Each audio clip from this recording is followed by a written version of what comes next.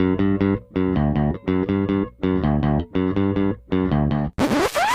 there, this is Jay from Filmstrip dropping in to let you know you're about to hear a classic episode from our archives.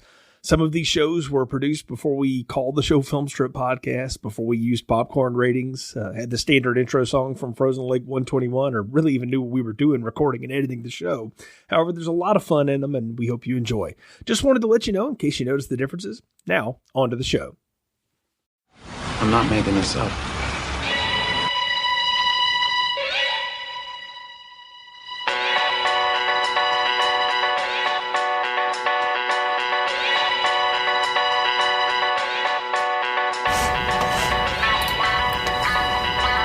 Welcome to Filmstrip and our review of the Bourne films. The Bourne Identity, The Bourne Supremacy, The Bourne Ultimatum, and 2012's The Bourne Legacy. Wait, all of them at the same time? You heard me. Our agents for the series are Nick. I'm going to ask you some simple questions. You're going to answer me honestly, or I swear to God I'm going to kill you. And Jay. Oh, come on, folks. We caught a break here. Let's go. Please note that these files require a high level of listener clearance, and you will be privy to plot summaries and detailed discussions. Listener discretion is advised. Welcome to Filmstrip. I'm Jay. And I'm Nick. And this is our review of The Bourne Identity, starring Matt Damon, Franca Potente, Chris Cooper, Brian Cox, Clive Owen, Julia Stiles, and Adewale Akinwumi Agbaje. Directed by Doug Liman, released in 2002 on a budget of $60 million, it made $288 million worldwide during its theatrical run and made Matt Damon an action star. Not something you see every day or would have ever expected, I guess. And Nick, we're here for a couple of reasons. First, you and I have been in sci-fi land for a long time on this podcast. I mean, we did all the Alien films. We did Alien vs. Predator. We did the Ridley Scott, It Shouldn't Be an Alien Film, Prometheus. So it's time to do something a little different. And secondly, you and Anna and I were talking on our summer movie trailer sessions show about trailers of upcoming films. And you mentioned The Bourne Legacy, which comes out August of 2012. And you're very much into Bourne, the books, the movies, and all that, right? Very much so. I am big fan of the books and a big fan of the movies. And oddly enough, I have never seen these. Or I should say, I've seen bits and pieces of the first two on cable, but I've never sat down to watch them until this series. So kind of looking forward to talking about these. It's a little different. But now, tell me, how did you see the film first and then go read the books, or was it the other way around? Actually, I remember seeing the made-for-TV movie back in the day of the Bourne Identity. I don't know if anybody Richard has Chamberlain. seen that. Yeah, folks, that is on YouTube if you want to watch it. It's 3.5 hours long. So knock yourself out if you want to see that. We're not reviewing that. No, we're not. But, you know what? I think I've seen a piece of that one, but I didn't know what it was. So all I remember is Richard Chamberlain screaming in some foreign language with no subtitles. So. But after I saw that movie and stuff, I remember seeing that as like a younger kid. And then I had to do a book report, I remember, in high school. And I wanted to do something like spy espionage stuff. I was kind of all into that because I was going to try to get into the military at the time. And one of my teachers actually recommended The Bourne Identity. He said it was a real good spy book that had to do a lot with the Cold War. And Carlos the Jackal, I don't know if you ever heard about him. He was a real-life assassin who the guy who wrote the Bourne books actually brought kind of mixed in with reality with, this fictional guy named Bourne. And I picked up the first book and I was hooked and I really liked it. And I've read the last two books that the author wrote. There are some more books later in the series, but they're not written by him because he unfortunately passed away. So there's like the Bourne Legacy, the Bourne, everything's got a Bourne in the name, but yeah, I read the first three and I read part of the Bourne Legacy, and I really like the first two books a lot. And the Bourne Ultimatum's okay. Bourne Legacy, I mean, obviously I stopped it halfway through, so you can kind of get how I thought about that one from that. But yeah, I think they're really great books and are totally worth people checking out. And the first one are pretty similar, like from book to movie, but the second and third books have very little, if nothing, in common besides the name. So it's almost like a kind of little neat alternate history. I mean, you can almost picture Damon being born, even if the character they describe in there doesn't match him. I mean, you can always kind of visualize it and kind of bring yourself into a new reality with the character if you do like it. So, very interesting take. And like I said, I didn't know anything about these. I knew when they came out, and I heard people talking about them. And I remember the line that all of my friends said is, "Oh, it's so much better than like any of the James Bond flicks that they've done in the last 15 years." And this is pre-Casino Royale. So I would mostly agree with that statement, but I said I don't really want to see that. To me, this felt like Jack Ryan. Like, I'm a big Tom Clancy fan, and Jack Ryan and all the films and a lot of those books and things, and they're tedious to get through.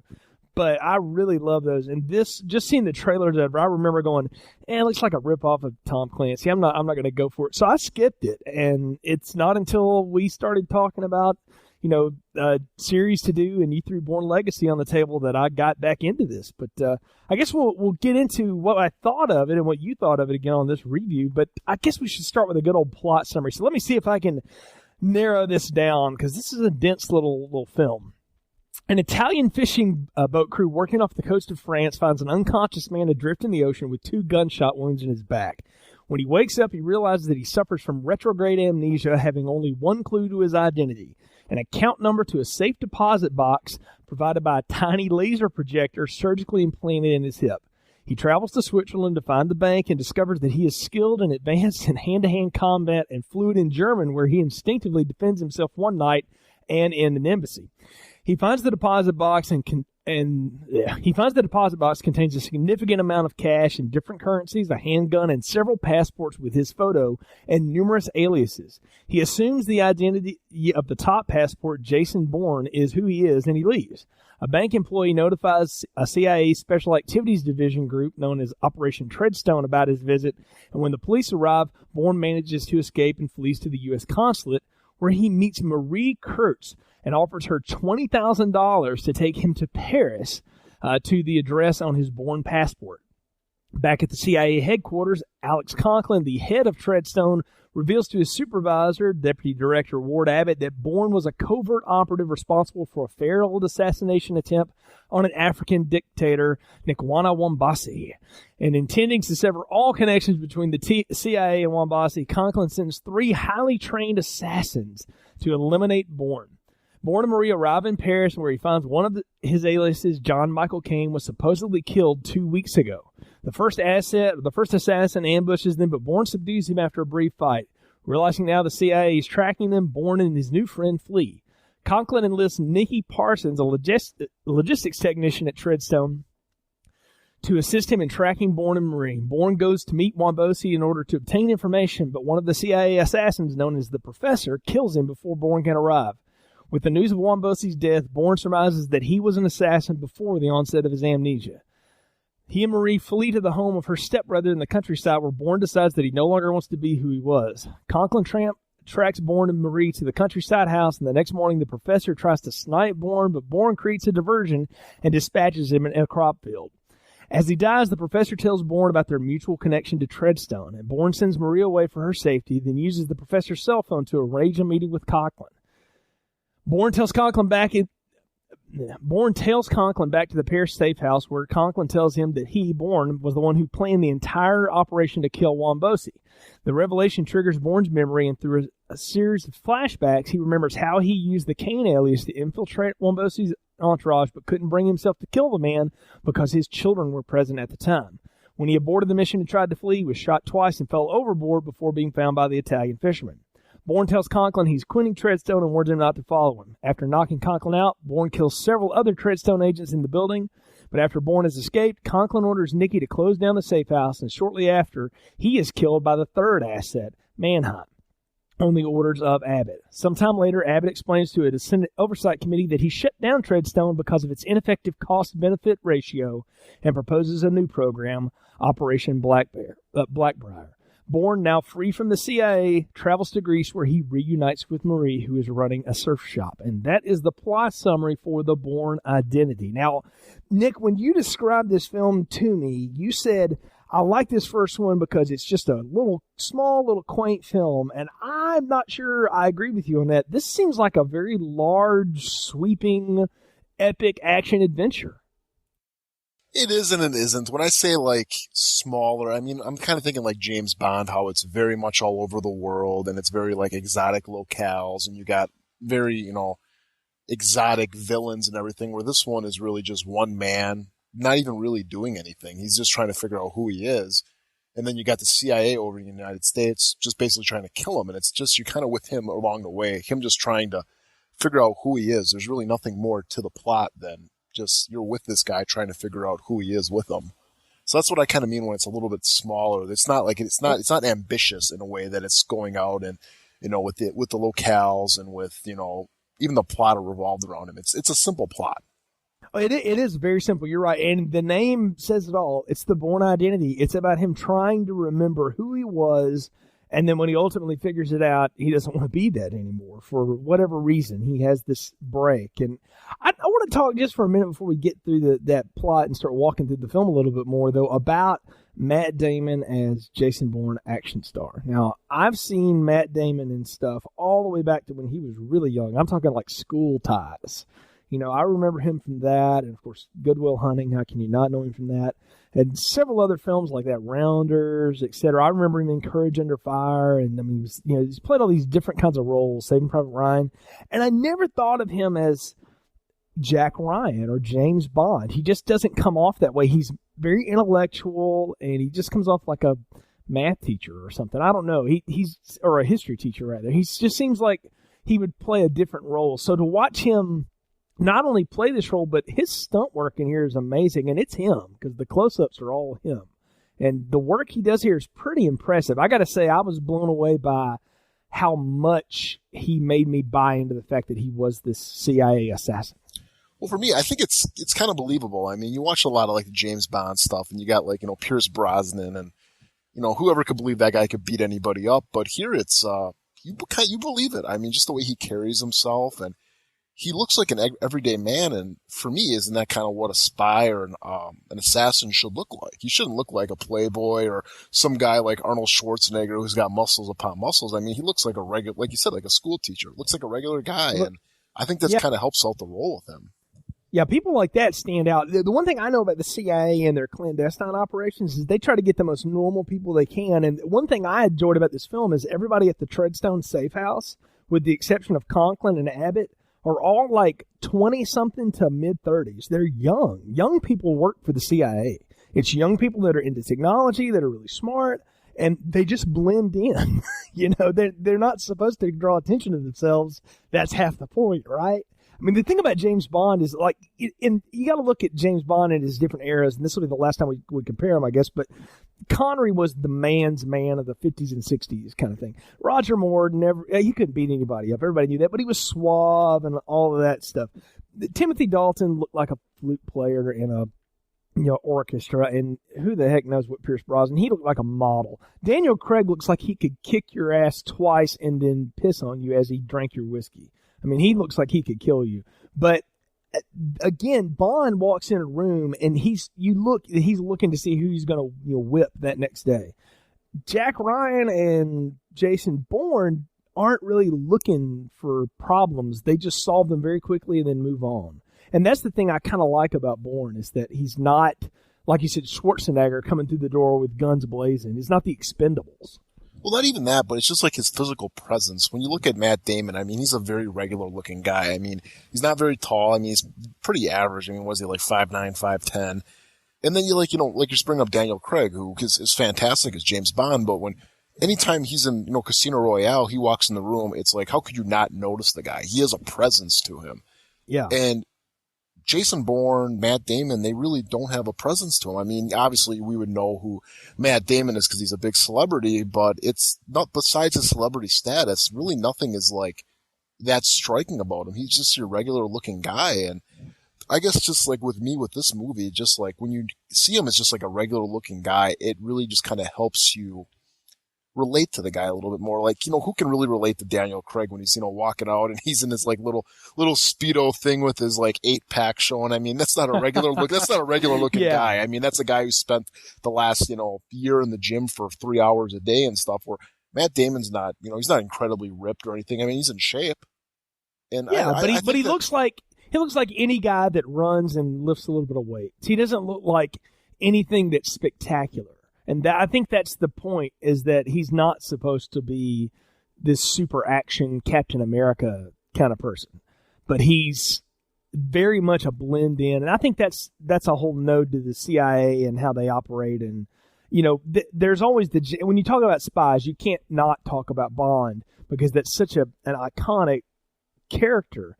But when you do modern spy films, you're wise to go in an opposite direction and make it, dare I say, more realistic, or at least more believable. And I'm with you; it does bring you into the story. Well, I think they kind of perfect with Matt Damon, because he's a really good actor. I mean, I've seen him in a lot of stuff, and he's a good actor. He's a smart guy. If you ever listen to his interviews, I mean, he's very well versed. He's very articulate. And then on top of it, he's a regular looking guy. So they really got the perfect guy for this role. I couldn't imagine anybody else in it. I mean, we got Jeremy Renner's going to be taking over for him in the new one. He's playing a different character. But it's like, could you imagine someone like Tom Cruise or someone else playing this role? Which, 10 years ago, or actually this movie did come out 10 years ago. I mean, like 20 years ago, it would have been someone like Tom Cruise who would have played this role. Yeah, and you're right. Or Patrick Swayze, or one of those action stars of the day. I'll give you one other person, and he's in this movie, and it's Clive Owen. He's kind of the same thing for me. Everything you stick him in, I just buy it. And he could play it, and I think he does good with the role he's given, however small it is here. But you need it to be American. I've heard Clive Owen try to do an American accent. It's terrible. So he's the only British actor that can't do one, apparently. So it's almost as bad as Julia Stiles' British accent. But Matt Damon, he's sort of the embodiment of everything that you would want Jason Bourne to be. He's incredibly smart. He's well-versed, and he's also incredibly singular in purpose.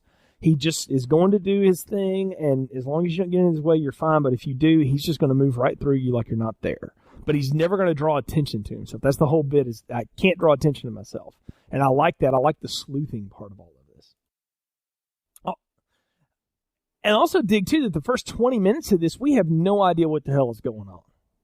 We open up with him floating in the water, and the fishermen, I don't know what's happening. They're playing cards, and I'm watching an episode of The Greatest Catch, or The Deadliest Catch here, and they drag him on board, and they start cutting off his wetsuit. And I got a question for you, because it was never explained. Did he have on some kind of armor underneath that wetsuit or something? Because those two slugs were very perfectly embedded in his back. I don't know. I would imagine maybe the sweatsuit they'd send him on would be some type of like Teflon material, or I don't know, something that would be a little bit more bulletproof. We wouldn't put it takes the guy a long time to cut through it, which is the only reason I would think maybe that's the case. It also explains how those bullets crumple a little bit like that. But I got to say this, and I only know this because I haven't read the book, but I did read a little bit about the book. Then in the book, he gets shot in the head, and that's how he gets amnesia. And I got to tell you, 2 shots in the back and amnesia that was a little bit of a stretch for me. And I just went with it because I know that's what they have to do, but I kind of wanted him to get grazed in the head. I don't know. I mean, I see what you're saying and stuff like that, but let's say he did actually get shot in the head. Would you actually believe a boat surgeon will be able to remove the bullet from the brain, if it had skated along him, I've known people that have actually been shot in the head and survived it, and had no, seemingly after some therapy and things, lasting repercussions of it. So it can happen. I mean, that's not an unheard of thing. That's in the news and stuff. I'm just saying, as a setup, if we have to go with all this, because none of this is explained to us until much later in the film, and really at the end, it's a little weird to just have to take. Yeah, I see what you're saying, but for me, I always figured that he got shot in the back and he just fell off the boat, and between the loss of blood and being out in some really cold water for that amount of time, that he just basically lost consciousness and they caused brain damage on him. That's what I always kind of figured happened, that it was kind of just like, it wasn't the bullets themselves, it was kind of a whole series of events that led him to, form his amnesia, or, his severe post-traumatic stress thing where, I don't know. Did they say it was amnesia that he had, or they really didn't? They didn't really. I mean, no one really diagnosed him. They just kind of said that because that's. Well, he says it, but that's not the. You're diagnosing it more correctly. It is more like post traumatic stress. Because I've heard of stuff before where someone's like, you know, even if it's like a bad car accident or something, they don't remember anything that happened. It's almost like the brain goes into some type of self-preservation mode and makes you actually forget all that stuff, and you know, it takes a while for you to remember that, or you know, you might never remember that because it's trying to save you from that. So that's what I always kind of took it as. It's not really directly like amnesia, but his brain was basically, you know, protecting himself from this, and maybe just the memories of why he was there and everything kind of just went with it. Well, let's go a little deeper into that right now. We've come to learn that this character is someone who was someone else, made a conscious decision to go through this rigorous training program to become this really highly skilled agent that could be anywhere at any time and could infiltrate and do things and make it look like somebody else did it. I mean, they drop all that throughout the film, and really that last thing with Conklin's where he says all that. So it's already somebody who's given themselves amnesia as to what they used to be, and now there's another layer on it. So I had never thought about the idea of like the cold water and all that, but you're right. I've looked at this really as this is more like stress reaction, and who we see him play when he's not fighting people in this film is who he was before he became Jason Bourne.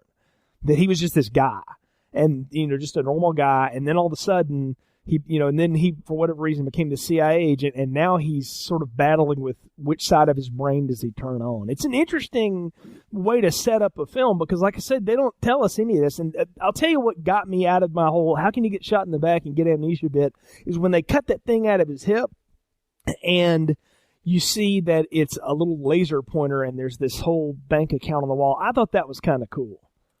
Yeah, I thought that was always kind of a little neat little thing. You know, it makes sense. You know, if some guy got shot and the CIA would, you know, or Langley or whoever's is, you know, behind him would, you know, find the body and then take it out and stuff. Because what's the chances of really anybody really knowing who this guy is? I mean, I always took it that, you know, only like the top 5 people really knew who he was, you know. So someone would collect the body, you know, hey, it's standard that they all got this tracking thing in their hip, go in there, take it out, and, you know, go follow the code to the bank and get in there and get rid of all the evidence, you know, or take the money back.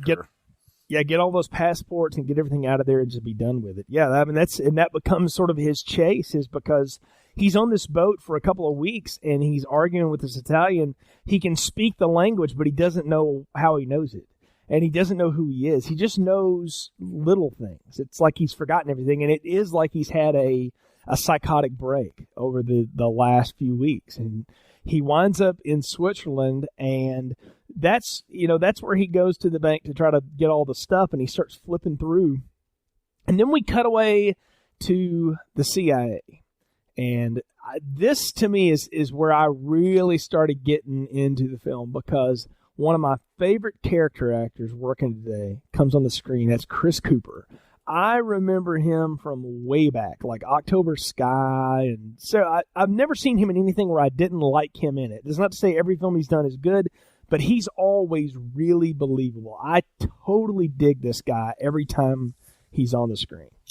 Yeah, I don't know much of his work. I think it's really the only other movie I know him from is what's that movie with Ethan Hawke and Gwyneth Paltrow? Great Expectations, the remake of that. I remember him in that, and I know I've seen him in a couple other things, and yeah, he's always been a good actor, and he kind of always plays that angry everyman. You know, he seems like, you know, he's just kind of like a blue collar worker, but in here he pulls it off really well as being like, you know, this captain of the field agents and stuff, and he's just always got this scowl on his face, and you really buy it that, you know, he's done this for a long time, and you know, it's just like, yeah, this guy, you know, we lost him and stuff like that. Well, he's either dead or he defected. You know, there's no other thing with him because he's seen it all and stuff. And that's usually the 2 ways it goes. They're either dead or he's defected. And then when they find out he's alive, it's like, well, no, he's defected. That's why, you know, so we got to go out there and we got to kill him. We got to cover our tracks, you know? And, oh, yeah. And he's doing exactly what every stereotypical head of some, you know, shadow government agency will do, is you start covering all up. You know, the Men in Black just neuralize everybody, but in reality, this is the same kind of guy who's just trying to make all this disappear. And you get the sense that he's done it for so long that it's just like, there's no hesitation with the dude. And I think that's one thing I like about Cooper's performance here, is that no time does he ever look rattled or lost. Even at the point where he's getting killed in the end, I mean, he's like he expected it. I mean, I don't think anything surprises the dude, and I like that. Now, we do have to talk about the female, really the only other one besides Julia Stiles, who's really just a technician in this film. She just has a few lines. We got to talk about Marie, Franca Potente. I don't know her from anything else. I've never seen her in anything. Couldn't pick her out of a lineup. But I love how they meet, because he overhears her arguing about trying to get a visa at the consulate. And then he basically understands that she needs money. I need a ride. So he just throws money at her basically and says, hey, I need a ride to Paris. Now, what did you make of her? Oh, I really like her. I've seen her in Run, Lola, Run. It's a foreign movie. It's a really, really good action film, and she's excellent in it. But for this movie, I think she's just perfect, because, again, it's almost like the same side of the coin of Matt Damon, just the female side of the coin, where she's just sort of kind of like a regular-looking girl and stuff, and you really kind of buy her the whole time. I mean, you see her in there arguing with the customs guy about, her getting a new passport or a visa, whatever they were arguing about and stuff, and, I mean, you completely buy it. I mean, they could easily cast some real, attractive, Hollywood starlet in here, but, they have her, and she's, she's not a bad-looking girl and stuff, but she's just real, kind of just like a regular-looking girl, and I like the rapport that her and, Jason have, especially when they're in the car, they're driving, and what kind of music do you like? And he's all like, I don't know. And she thinks, he's just trying to be polite or doesn't want to put the music on, and then they're kind of start getting into an argument about it, and that's when he breaks down and tells her. And even when they get to the apartment too, it was like, you kind of buy into her that she's kind of maybe gotten a little bit of a thing for this guy, especially after he tells her, I'm never going to forget you. You're the only girl I've ever known, or the only person I know and stuff. Yeah, you're the only person I know. Yeah, which I thought the comedy between the two of them in the car, where she's just rattling on, and he has no, he's just sitting there going, and she's like, are you ever going to say anything? No, it's relaxing to listen to you. And then I don't know, it almost felt like when he said, I haven't slept in a long time, like, if you'll just keep talking, I'll finally go to sleep.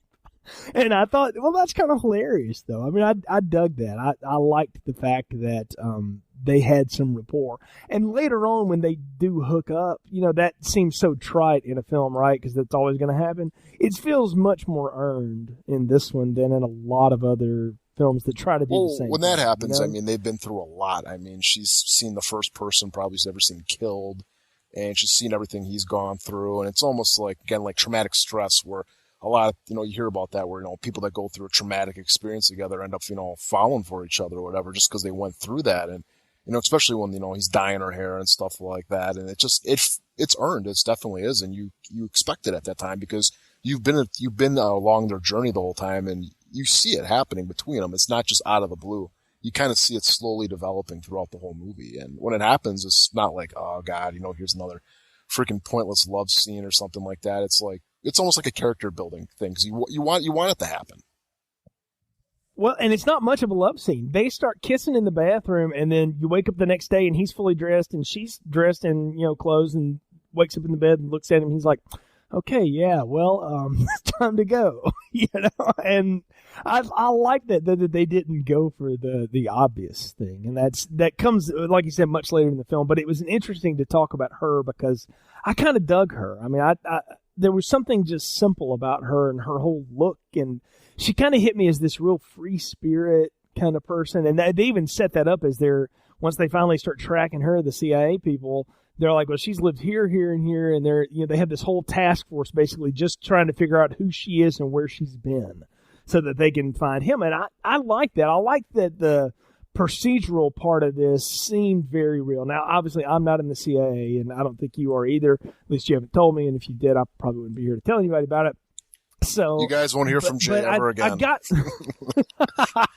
I kind of get the feeling that this is how they would process through things. Okay, well, let's look at everywhere she's lived in the past 6 years, what she did there, what kind of credit history she's got, where's her family, etc., all that stuff. And I really dug that whole part of it, because it gave really these nameless people, they have names, but they're never said in the film, like Walton Goggins, who I know from The Shield and other things, and some of these other actors like Julia Stiles and stuff something to do while Conklin is running around and arguing with his boss, Brian Cox, Ward Abbott, the original Hannibal Lecter, or Colonel William Stryker for you. According to Harry Knowles, he played Ash. I mean, that's that old Katie Cool News joke. That was pretty funny. Yeah.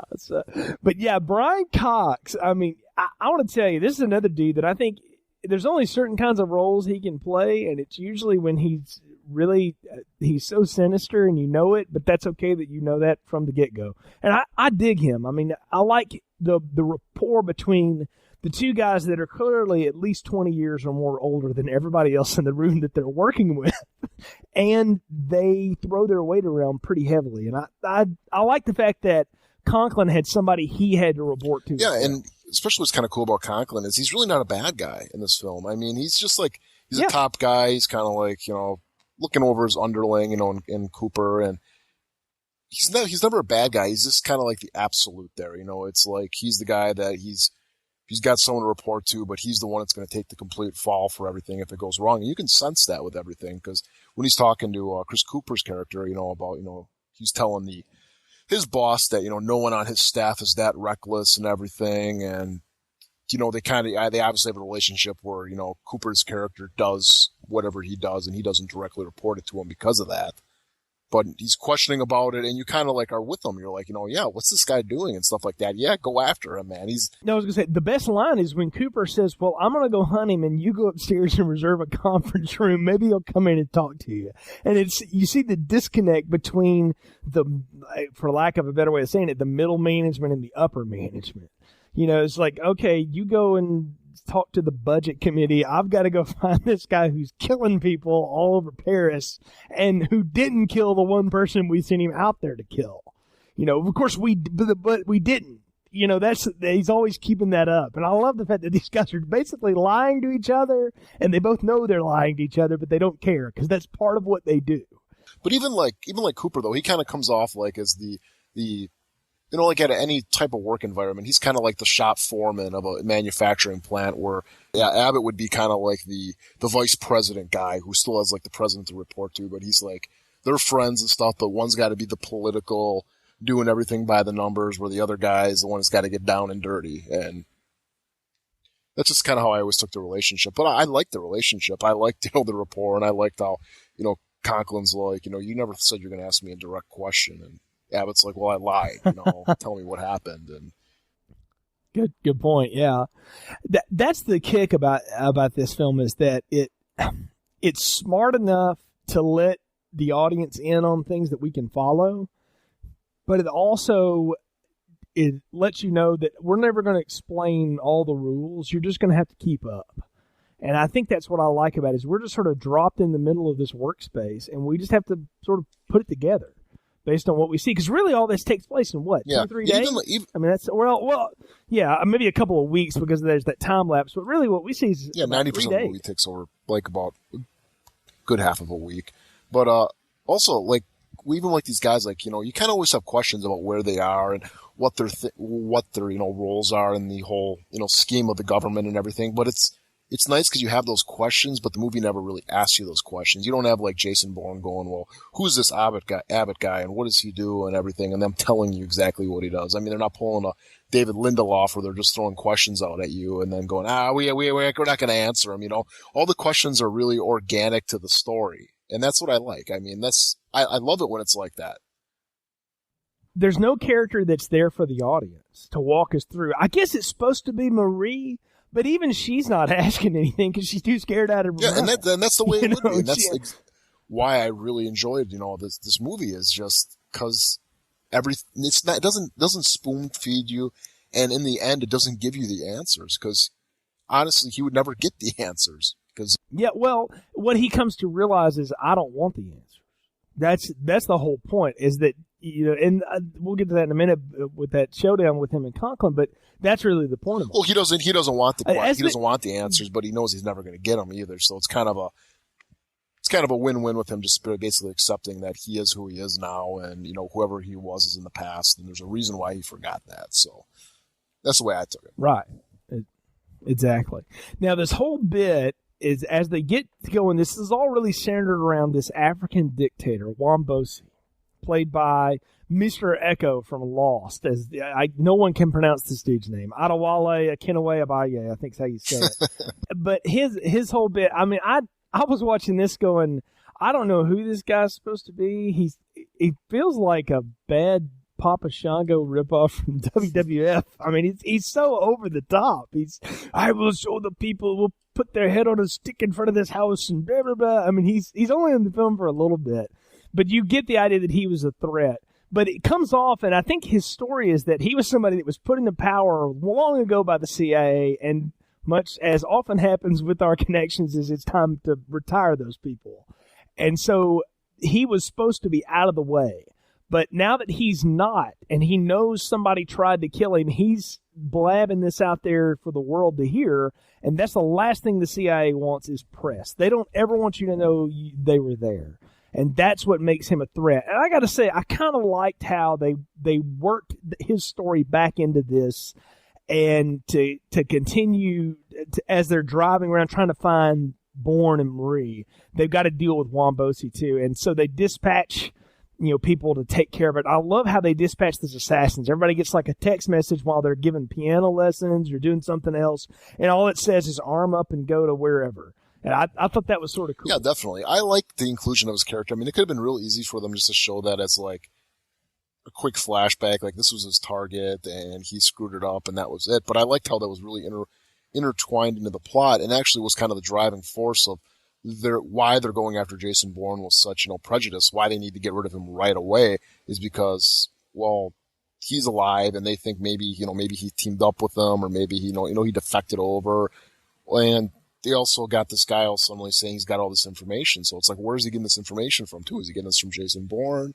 What's going on? And it's just, again, I think it's just a real nice little element to it. And then, I like the scene where the professor takes him out. I mean, it's just so unexpected. He's walking down the stairs and all of a sudden, snipe, snipe, snipe, he's down. Yeah, and that's when Clive Owen, that's really, as he's introduced, it's his second scene.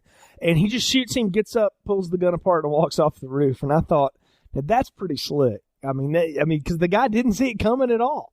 I mean, he's walking down the stairs talking trash to one of his underlings or whatever, and like you said, then he's down. And it just out of nowhere. And that would be, I guess, how you would imagine it would go. But this is the CIA, or at least Conklin, you're seeing it starting to burn all of this down. It's like, okay, we got to take it down this whole thing, because if any of this gets back to the Senate or the American public, people would freak out, right? Because what's the whole theme there is that the less people know, the better off they are. I mean, it permeates a lot of different films. I mean, I go back to Men in Black. That's a line Tommy Lee Jones says in it, is that people are fine as long as they don't know aliens are here. And I think that's the same premise here. The CIA operates from this idea that the less people know, the better. Oh, definitely. And also, gotta ask you, what did you think about the fighting style with this, with all the assassins and everything? Because I think we kind of glanced over it, but the first big major fight in the movie was with when Jason got back to his apartment, and the assassin comes crashing through the window. I love how it's very sudden, like it would be a sudden ambush type of attack, and I love the martial arts. I thought it was really well done. But here's the thing I really appreciate about Doug Liman's direction in it. At no time did I feel like the camera was shoved in somebody's face while they were punching at each other. It's pulled back so you can see the two bodies going at each other. And I really appreciated that. And it wasn't it was fast and fast moving, but there was nothing that I felt like was hyper speed. It was impossible for someone else to do. I mean, I really dug the fact that it looked very, very, I don't want to say real, that it just flowed in a way, and you could see it. There was a broad shot of it. It's almost like we're watching it just like Marie's watching it, or whoever's the third person in the scene. Yeah, I just like how brutal it is too. I mean, these guys, they're using every little object they have around the house to try to kill each other with, whether it's Yeah, Bourne stabs him with a pin, and it's, ooh, yeah. Yeah, I like that style. I thought it was really kind of cool. And, it's like you see him with the knife in the beginning of the scene, and you think, okay, something's going on. Maybe there's some guy out there, and he's probably going to kill him with the knife. And it's like, no, he drops the knife. And then they end up getting a fight. He ends up using a pen, or he ends up, crumpling up rolling up a magazine and using that. It's always something around the house that he uses, and it's always really just well done. I like the fights because they're very kinetic. I mean, it's very like smack, smack, smack, smack, smack, smack, smack. I mean, it's almost like a martial arts film when they're doing that, but It really is. It did harken back to some of the better kung fu films I've seen in my day, some of the old Bruce Lee stuff, and how it was anything they could get their hands on was fair game. So in that respect, it's kind of like Peter versus the chicken on Family Guy, but not nearly as funny. But yeah, no, I liked it though. I dug the part where he stabs the guy with the pen and the guy just rips it out of his hand. And I thought, now that is when you know you're on a different level of badass, when you can just do that and keep going. And I love at the end of that fight, the dude, like, Marie is going through his bag and she sees all these pictures from the consulate and she's like, how would they get these? And she's freaking out. And Bourne's trying to get her to calm down. And in the meanwhile, the guy gets up and throws himself out the window and kills himself. I mean, that's the whole bit about, well, I'll take the suicide pill now because I failed my mission. That's pretty hard. Even before that, like, after the fight, after Jason won, he has the guy on the floor. It's just a nice little tidbit to it. It's like, he's asking him questions, the guy's not answering. He grabs his hair and just kind of pulls up his head and hits it on the floor again. Just when he's questioning him. And I just like that. It was just like, that's what would happen. I mean, you just got done beating up this guy and now he's not answering your questions. It's like, yeah, you're going to hit him again, tell me what I want to know. And it's just one of those little tidbits that I always laugh at when I see it. I'm just like, yeah, that's odd. Yeah, it was. It comes off like someone who's in control, even the fact that they just, had their face kicked in a little bit, that he's still in control enough to know I've got to get something out of this guy. And they don't really get much. They just get what's in his bag. But they know enough then to know that the CIA is tracking them. And Bourne's figured out that, well, they must want us for something. Again, he doesn't really know who he is yet. That's the whole point. It's not until after he finds out Wombosi's dead that he comes up with the idea that I must have been an assassin in my previous life. And that you can see when he says that to her, it's like it sickens him. He's like, I can't believe I was someone who just killed people. And the whole thing too is like, it doesn't just come out of the blue. You can see him putting the pieces together throughout the whole movie. I mean, when they're at the diner and he's, talking like, I can see the guy goes, I know where all the exits are. I know that this guy over there weighs this many pounds and he can handle himself really well. I know the best place to look for a gun is there. I know the best place to look for keys is there. I know that I can run this far for this long before, I fall over and stuff. And it's like, he's, like, how do I know that? Why is that going through my head right now? I mean, you can almost sense that when he goes in there. It's like, he's just kind of calculating this all in his head. Like, if this happens, I'm going to do this. If this happens, I'm going to do this. If that happens, I'm going to go over here and do that. So it's like when he actually, figures out, he goes, yeah, I was an assassin. It's not like that just came out of the blue. It's like, you know that, you figured it out with them. I mean, you obviously know because of what was going on in the CIA, but I think if they would take that part out, the CIA part, and just had this movie be just about him with these guys, coming after him, I think you'd be able to figure that out with him throughout the whole movie and not have that part be like a big twist. Exactly. I mean, it's what we sort of know going in anyway. I mean, we kind of figure that. I mean, I think if you see the trailer to this, you know this guy was, some kind of secret agent, and he just doesn't remember it. So it's how do you make that interesting? And the way you do it is, like you said, just piece by piece by piece, watching him walk through the board game, and then he comes to that knowledge, or at least enough of it to start putting it together. And we're right there in the same boat as he is, figuring it out and going with it. And all the while, all this other stuff is going on around him that he has only some inkling about, and that's the CIA's role and what they're trying to do to get him. And Marie comes up with the idea of going and seeing her stepbrother, it is, in the countryside. And they get there and they basically break into the dude's house, which I think is funny. And he's like, no, we can't stay. It's Christmas time. Like, I get the whole idea when he walks in, he sees the Christmas tree and stuff, and he's like, there are kids here. No, we're not going to be here in front of, like, that could be dangerous. And I liked that because this is a guy who's pretty ruthless, right? He could have just dismissed it as like, screw it, we're taking over. But he's like, no, there's no reason to put innocent people in harm's way. He's obviously he's got a soft spot for children. I think they've kind of made that, that's the reason why he didn't assassinate Wombosi was because of the kids. And then even when he goes into the house, I mean, he sees kids and he's real hesitant about it. And almost all his actions there were to preserve their life later. I mean, he's willing to sacrifice himself when the professor shows up just to get them out of there. Because, he's like, you got to get out of here, and he goes out there and he's throwing, big, trying to get the guy's attention. So they leave them alone and everything. Right, exactly. And that's the whole bit is the brother and all, they let him stay there that night and they get it the next day and he figures out wait a minute, they're going to find us here. If they're tracking us this close, they're going to figure it out. And sure enough, the CIA has figured out this is where they probably will be. And he gets, her brother or her stepbrother and the kids in the basement, and the professor has shown up and he starts shooting at them. And I love how Bourne, again, just going around the house, grabs an old double-barrel shotgun. He's going through a desk and he sees a couple shotgun shells, finds where the shotgun is probably hidden away where the kids can't get it, because I'm sitting there going, that's where my dad put his gun when I was a kid, was the place I couldn't reach for it.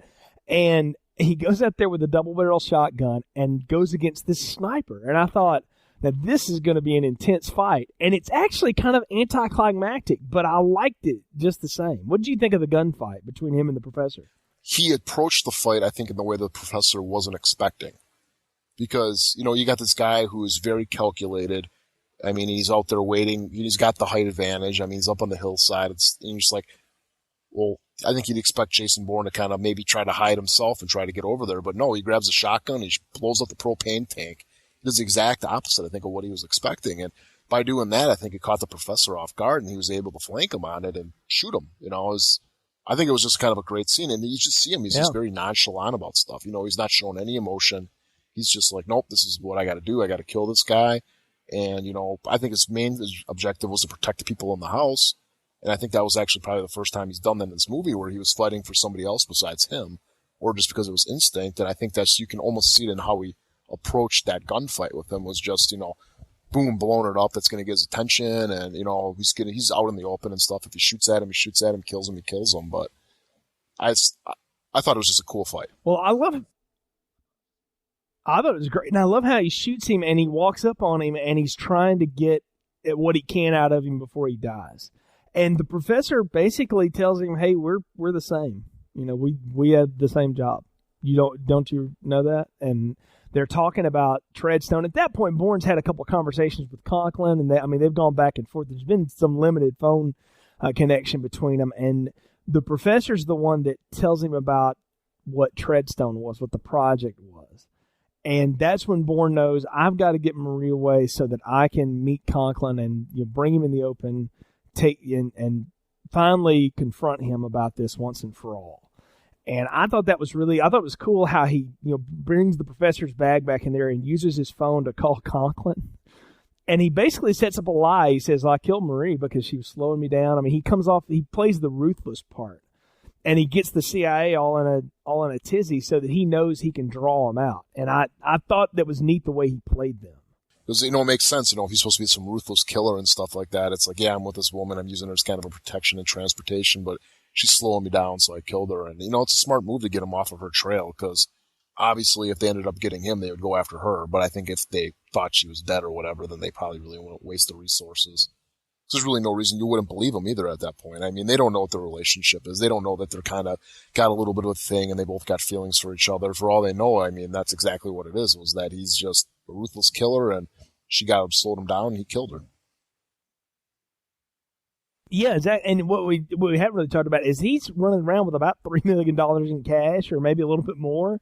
And he basically gives it to her and says, go start a life somewhere else. Go away, and I'll, whatever happens, happens. And she finally takes him up on it. And this is the thing where I realized, I'm like, this is not your typical action film, because the action film, the woman would go, no, and she would throw the bag in the snow, and you'd pick up a gun and cock it a few times or something, right? It would be something ridiculous like that. But she gets in the car and leaves, like a smart person would do. She's not a dumb, like I said, she's not a real dumb character in this movie. I mean, she's put in a lot of bad situations and stuff, but she's never really the damsel in distress, really. I mean, everything that happens to her is out of her control, and she really can't make it better or worse. And, as soon as the first chance she can get to get out of there, she's out of there. I mean, I think a lot of other movies would probably play it where she's like, no, I'm with you with this until the end and stuff, and you're going to take me, or we've done it this far, we're going to finish it together. I mean, no, she's like, nope, I'm out of here. Exactly. And that's when we really get to the climax here, where Conklin goes back to the Paris safe house and meets up with Bourne. And I love this scene here. It's Chris Cooper's best scene in the film, because he basically just unloads on the guy. And he says, you are I think he calls him a malfunctioning piece of equipment. And you know, and I like that. I like how he talks about him. He said, "I sent you in because you don't exist."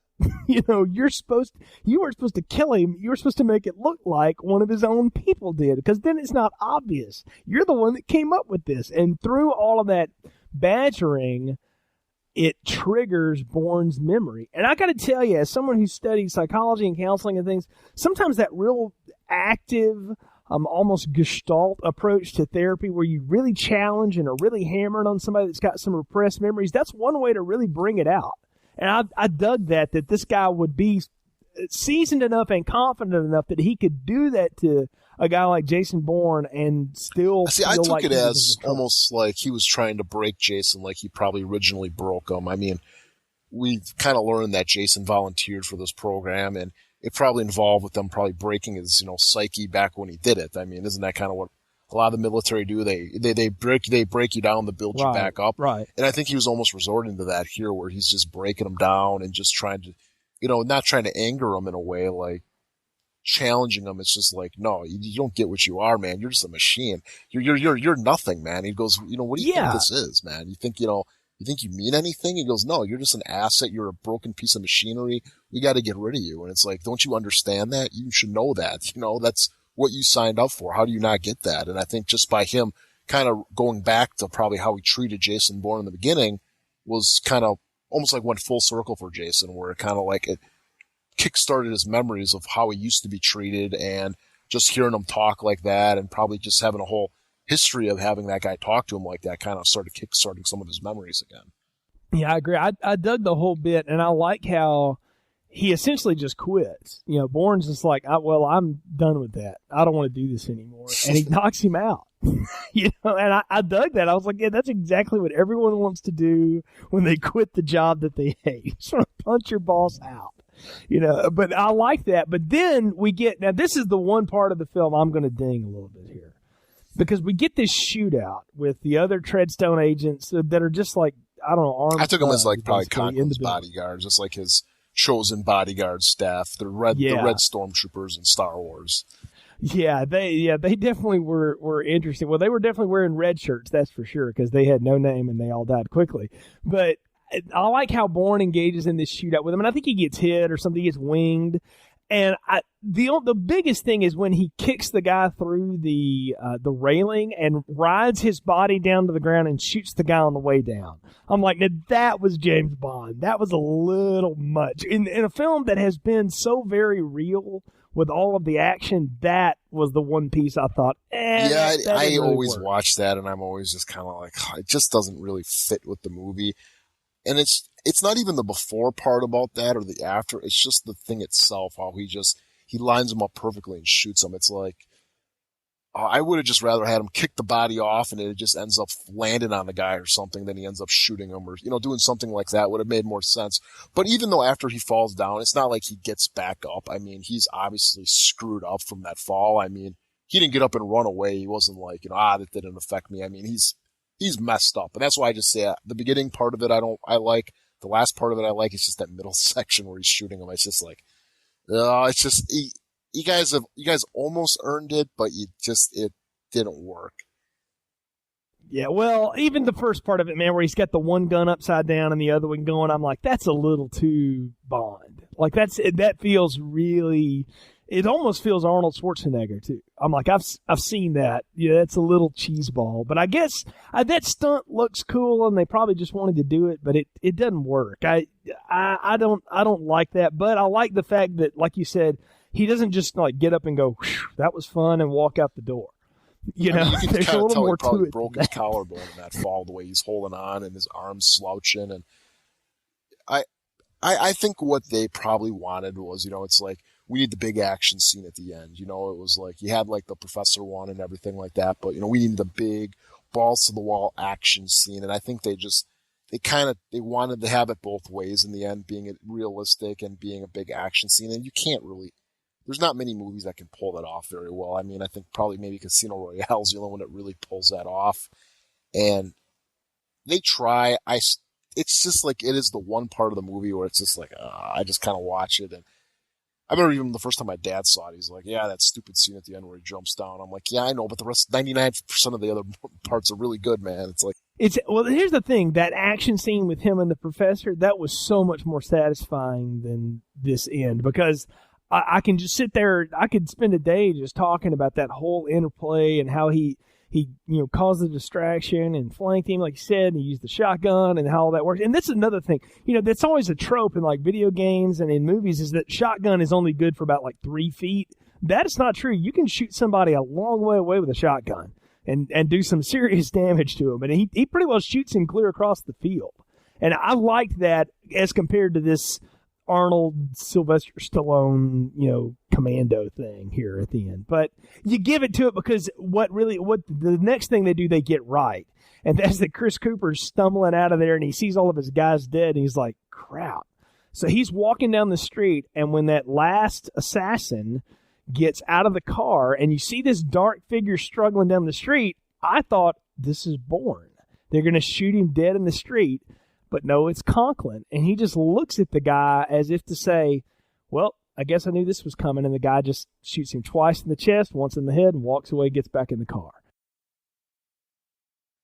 oh yeah, definitely. I think even with Conklin's character, I mean, this would have been made in like the early 90s, late 80s. Conklin would have been another badass himself, and it would have been a big brawl fight between him and Bourne in the end. Like, I was the original one, or you know what I'm saying? It would have been some crap like that, and then that would have been the big climax scene. But no, I like the way that the whole thing plays out, because the first time I saw it, I thought that was Bourne. I'm like, because you almost kind of get a feeling that he's going to die because Maria's gone and stuff, and he doesn't even really know who he is. I mean, he got an idea of what he did when he was an assassin, but you still have no idea who he was even before that. I mean, was he married? Does he have a family? What's going on? And you kind of think like, oh man, he might die, and then also see his Conklin, and it's like, you know what? Yeah, that's nice, because I like the way, Abbott comes back. Abbott is Abbott, right? Yeah. Abbott, yeah, because it's Abbott, the one that we learn it's the last guy at the safe house that's still working it. One of Conklin's guys. Well, it brings the movie full circle too, because you see that he's covering his tracks and trying to basically stop this whole thing, because it's escalated out of control at this point.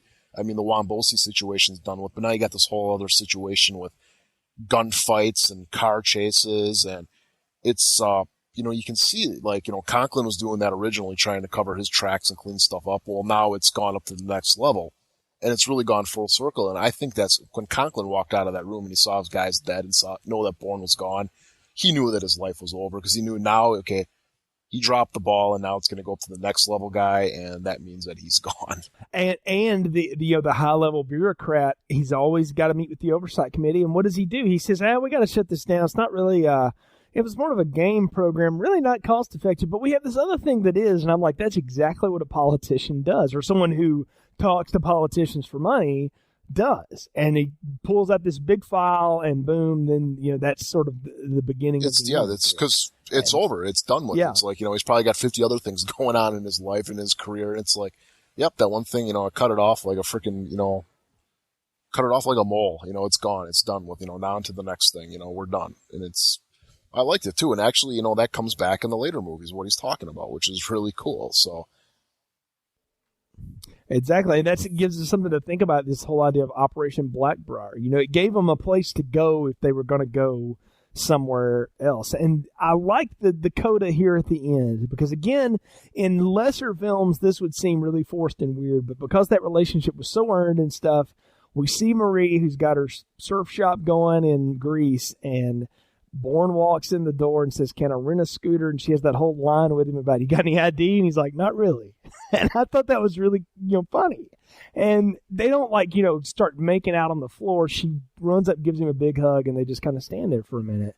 And I thought that was a really nice coda to. Oh yeah, definitely. I like it too, because you want it to happen. I mean, it's not just one of those like, oh yeah, it's got to happen. I mean, you want it to happen because you've been with them the whole time, and you've seen how the relationship is developed, and it's earned, like you said. It's completely earned, and I think it ends on a great note, and, the whole series could end right here. I mean, they didn't have to do sequels after this, because really the whole movie's tied up nicely with a nice bow at this point. Nick, I think we're at the point of the podcast where it's time to give our final thoughts, recommendations, and popcorn ratings. So what are your... Well, I recommended this series, so I think it's pretty obvious how I feel. I love the Bourne Identity. I think it's great. It's one of those movies I've actually bought 3 times. I bought the regular DVD. I bought the Explosive Extended Edition, which really wasn't anything much. They had a new beginning and a new ending, which kind of made the whole movie a flashback, which I don't think really worked. I'm kind of glad that the theatrical way is the way to go. And then I bought it on Blu-ray, and it's a fantastic set. I mean, all 3 of them, I mean, they all look alike. All the menus are alike, and it's a great Blu-ray set. It's one of my favorites, right up there with the Alien Anthology. So overall, it's a really fun movie. It's very rewatchable. I can't tell you how many times I've watched it. I even like the ending. You know, you got that Moby track at the end, and I think that's a great little capper to the movie, and it's kind of a Bourne theme song. So yeah, I think I've been pretty clear. I'm going to give this movie a large popcorn. It's very good. So recommend it. And if you haven't seen it, get out there and see it. I think it's great too. And I'm glad you introduced it to me because of course, having never seen it before, bought the Blu-ray set after watching. I watched this on DVD and I was like, I must own this. And I have finally joined the Blu-ray revolution for listeners that have heard me talk about that for 2 years now. So yay. But, yeah, I bought it too. I bought all 3 of them, just on the strength of this one film. And I hadn't seen the other 2. So we'll see how that goes. But I got to tell you, this is a really smart thriller. And I dig smart thrillers of all kinds, legal, crime dramas, spy films, whatever they may be, as long as they treat me with, as an audience member, with a good bit of knowledge and respect, and you make it fun and believable. I'll give you weird moments like 2 shots in the back give me amnesia and a surfboard shootout in the house at the end. Even if I don't think they're very good, I'll give it to you because so much else here is so good. The relationships, the dialogue is fantastic in this film. And the character actors. I think the fact that this film is stocked full of character actors. I think Matt Damon's a leading man because he's been in a lot of big films, but he's a good actor. He can just do things. He can be a lot of different stuff. And I think everybody else here is a great moment to it, or brings great moments to this thing. So I highly recommend it, and I give it a large popcorn as well. Real fun flick, and had a good time with it. And I look forward to talking about the sequels with you too, and getting into this new one in August, this Bourne Legacy film, which will not have Matt Damon in it. So we'll talk more about that as we get closer on that second and third film. But well, folks, thanks so much for joining us for this review of the Bourne Identity. You can find more episodes in the archive section of our website, continuousplaypodcast.com/movies. A lot of stuff there. I mean, we've done Alien. We even did Pretty Woman way back in the day. We got a lot of stuff in there. And Brian and I have done things like Ready to Rumble and I Know What You Did Last Summer. There's all kinds of stuff in there. So check us out. Give us a review on iTunes. Leave us a note. Catch up with us on Facebook and on Twitter, too. It's a good way to follow us. And, hey, if you like the show, tell your friends about it and pass it around. We don't do this for money. We just do it for fun. So we're glad you joined us for the ride. And until next time, for Nick, I'm Jay. Thanks for tuning in to Film Strip. Thank you for listening to Film Strip. All material discussed in this podcast is property of the respective owners, and any discussion of these materials is for entertainment purposes only. Film Strip is a movie review podcast produced by Continuous Play Podcast, copyright 2012.